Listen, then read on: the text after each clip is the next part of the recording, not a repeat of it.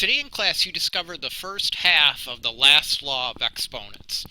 And you did something to the 1/2 power is the same as square rooting that.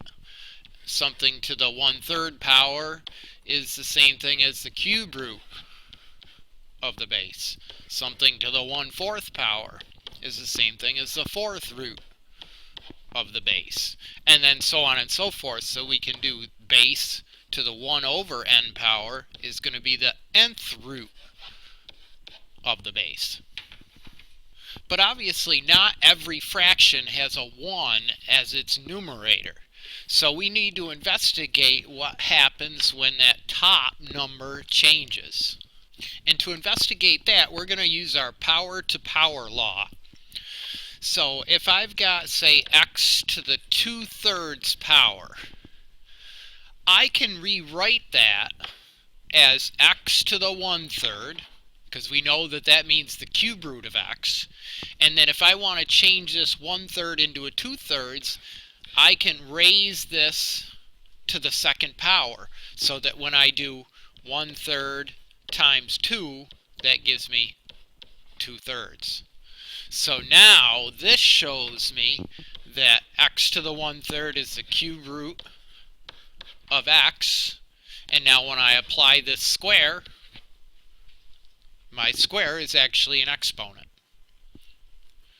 Or if I do x to the 5/6 power, that means I'm doing x to the 1/6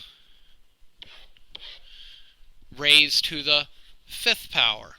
And x to the 1/6 is the 6th root of x, and there's my 5th power.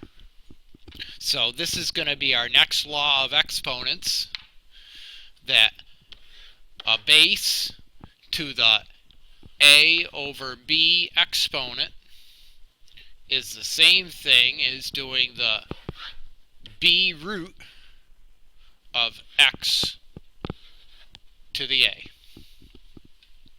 And when you put that a exponent on there, you can either put it outside of the square root or the root like I did, or you can put it with the x underneath the root. It does not matter where that a goes as long as it's clear that it's an exponent.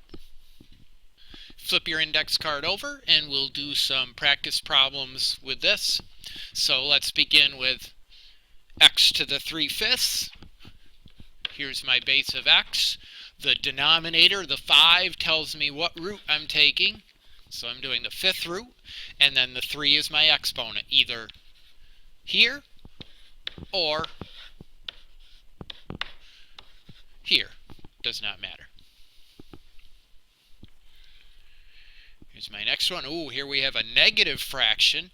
So let's take care of the negative first. That means I'm really doing 1 over x to the positive 3/4, and then let's write that 3/4 as a radical. So this is going to be 1 over x, and the 4 is the denominator, so that's the root I'm taking, and the 3 is my exponent. So 1 over the 4th root of x cubed. And lastly, 6x to the 2/3. Now notice here, the 6 is the coefficient, the x is the base, with the 2/3 as the exponent.